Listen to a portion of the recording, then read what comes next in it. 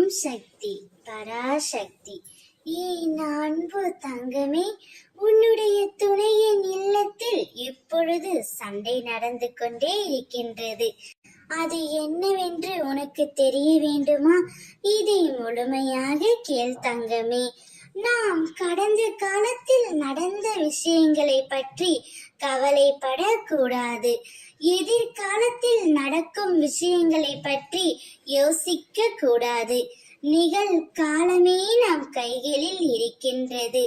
லட்சியத்தை அடைய விரும்புவன் நிகழ்காலத்தில் மட்டுமே வாழ்வான். பந்த பாசமே துன்பத்திற்கு காரணம். ஒருவன் இன்பமாக வாழ வேண்டுமானால் பற்றற்ற நிலையில் இருக்க வேண்டும். உன் துணையின் வீட்டில் இப்பொழுது உனக்காகவே சண்டை நடந்து கொண்டே இருக்கின்றது. உன்னை பற்றி உன் துணை உறவுகளிடம் பெருமையாக பேசினார்கள். அதனால் பிடிக்காத சில நபர்கள் உன் துணையின் வீட்டில் சண்டை போட்டு கொண்டிருக்கிறார்கள் உன் துணையோடு. உன் துணையின் மனம் மாறியது குழந்தையே. உன்னை தேடி அவர் வரப்போகின்றார்.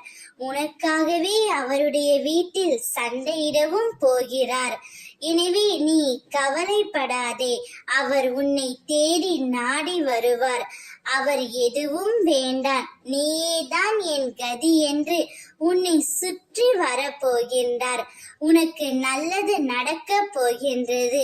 அதற்கான அறிகுறி உனக்கு முன்கூட்டியே தெரிய வரும். உன் துணை உன்னை தேடி வரும் பொழுது அவரை மனதார ஏற்றுக்கொள். அதுவே என் பிள்ளையான உனக்கு அழகாகும். நீ உன் வாழ்க்கையை சந்தோஷமாக வாழ். ஓம் சக்தி பராசக்தி.